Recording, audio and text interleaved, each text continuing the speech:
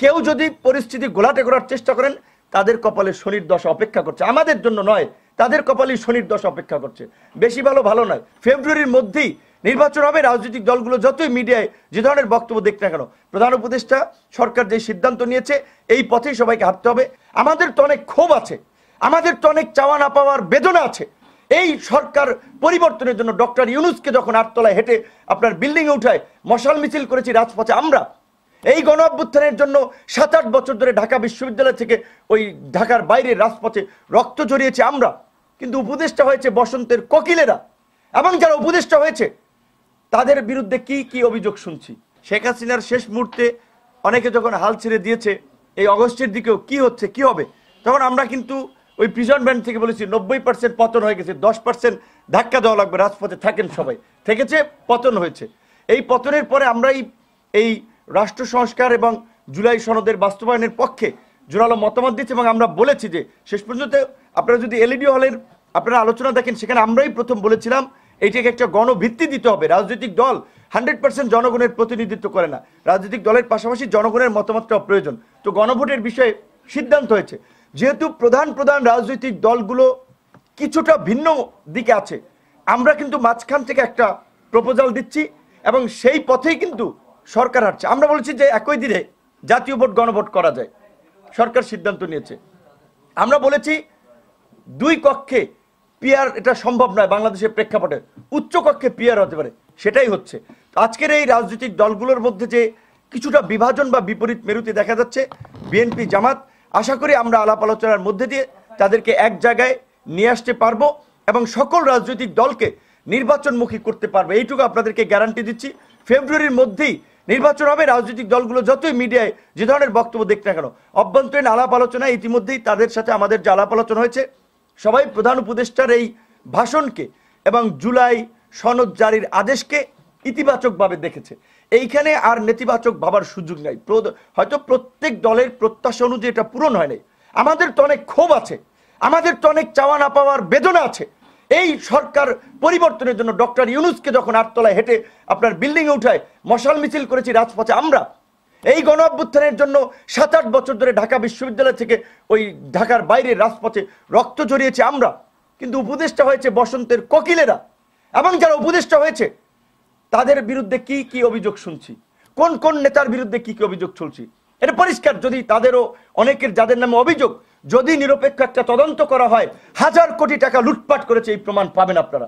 সবাই না, সবার কথা আমি বলছি না, অনেকে ভালো আছে, যারা 2-4 জন আছেন অভিযোগ 1000 কোটি টাকা লুটপাটের প্রমাণ তাদের বিরুদ্ধে পাবেন। তো কাজে অনেক কথা বলছি না, সেই ক্ষেত্রে এইটাই বলছি অন্যান্য দলকেও, আমরা কিন্তু না পেয়েও বঞ্চিত হয়েও কিন্তু দেশ এবং জাতির বৃহত্তর স্বার্থে চুপচাপ আছি। কেউ যদি পরিস্থিতি গোলাটে করার চেষ্টা করেন তাদের কপালে শনির দশা অপেক্ষা করছে, আমাদের জন্য নয়, তাদের কপালে শনির দশা অপেক্ষা করছে। বেশি ভালো ভালো নয়, প্রধান উপদেষ্টা সরকার যে সিদ্ধান্ত নিয়েছে এই পথেই সবাইকে হাঁটতে হবে, এর বিকল্প এই মুহূর্তে কিছু নাই। এখন সবাই নির্বাচন, আর যারা নির্বাচনে যাবে না তারা হয়তো বাম ডানে অনেক কিছু চিন্তা ভাবনা করতে পারে, কিন্তু বিচার তো 13 তারিখ হওয়ার কথা ছিল। শেখ হাসিনা যেভাবে মানুষকে হত্যা করেছেন গত 16 বছরে, তার অন্তত 16 বার ফাঁসি হওয়া উচিত বলে আমরা মনে করি। আগামী এই 17 নভেম্বর আমরা আশা করি যে একটি নিরপেক্ষ রায় আমরা পাবো, যে রায়ের মধ্যে দিয়ে বাংলাদেশ না সারা বিশ্বে এই মানবতা বিরোধী অপরাধের বিচারের ক্ষেত্রে এটি দৃষ্টান্ত হবে। আমি রাজনৈতিক দল সমূহকে বলবো, এই লকডাউনের নামে যারা দেশে একটা নৈরাজ্য তৈরি করতে চাচ্ছে, সকল রাজনৈতিক দলকে রাস্তায় নেমে গণধোলাই দিয়ে এদের বিরুদ্ধে ব্যবস্থা নিতে হবে। এবং আইন শৃঙ্খলা বাহিনীকে বলবো, যৌথ বাহিনীর বিশেষ অভিযান পরিচালনা করুন। যারা রাস্তায় নেমেছে, মুখ দেখে মাস্ক পরে যারা রাস্তায় নেমেছে, এদের বিরুদ্ধে ব্যবস্থা নিতে হবে, এদেরকে গ্রেপ্তার করতে হবে।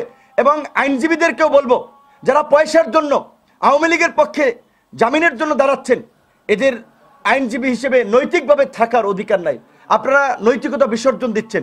যারা আজকে এই দেশকে এই নৈরাজ্যের দিকে নিয়ে যাচ্ছে, চিহ্নিত অপরাধী, লুটপাটকারী, সন্ত্রাসী, তারা গ্রেপ্তার হচ্ছে, আর আপনারা অমুক দলের আইনজীবী নেতা, তমুক দলের আইনজীবী নেতা শুধুমাত্র পয়সার জন্য তাদের জামিনের পক্ষে দাঁড়াচ্ছেন। অন্তত আগামী 2-1 বছরে কারো জামিনের পক্ষে দাঁড়ানো উচিত নয়। 2-1 বছর তারা কারাগারে থেকে আমরা যে বিরোধী দলে থাকতে যে কষ্টটা করেছি, সেই কষ্টের অভিজ্ঞতা নেক। অনেক মানুষ যে জেল জুলুমের শিকার হয়েছে, সেই অভিজ্ঞতাটা নেক, তারা তওবা করুক, তাদের একটা উপলব্ধি তৈরি হোক, তারপরে তাদের জামিনের জন্য দাঁড়াবেন। আপনারা এই গ্রেপ্তার হচ্ছে, চট করে 3 মাসের মধ্যে জামিন হয়ে যাচ্ছে, এই জামিন তো করাচ্ছেন আইনজীবীরা। এইখানে তো বিচারকদের উপরে আপনারা চাপ তৈরি করছেন। আমরা দেখতেছি রাজনৈতিক দলের চিহ্নিত বড় বড় নেতা আইনজীবী তারা তাদের ফেস বিক্রি করছেন, ফেস ভ্যালু বিক্রি করছেন, কোর্টে দাঁড়াচ্ছেন যে তার ফেস দেখে জামিন দিয়ে দেবে। কাজে আপনারা এতগুলো মানুষ জীবন দিল, আপনাদের বিবেক একটু নড়ে না? আপনাদের বিবেক একটু নাড়া দেয় না? বিবেক একটু বাধা দেয় না যে এই জামিনটা আমি করাতে পারি না? শুধুমাত্র পয়সার জন্য লুটপাটকারীদের পক্ষে আইনজীবী প্যানেল দাঁড়াচ্ছে, যারা হাজার কোটি টাকা এই দেশ থেকে লুটপাট করছে, বিশাল আইনজীবীর বহর দাঁড়াচ্ছে। আমি মনে করি এই আইনজীবীদেরকেও, আইনজীবী সমাজকে চিনে রাখা দরকার। আগামী বার কাউন্সিল নির্বাচন হবে, এই আইনজীবীরাই আপনাদের নেতা হওয়ার জন্য সবক দিবে, আইনজীবী নেতা হওয়ার জন্য দাঁড়াবে। তাদেরকে ভোটের মাঠে আপনারা ওইভাবে প্রত্যাখ্যান করেন, যারা এই গণ অভ্যুত্থানের অপরাধীদের পক্ষে আইনি সেবা দেওয়ার জন্য দাঁড়িয়েছে। একটা গুরুত্বপূর্ণ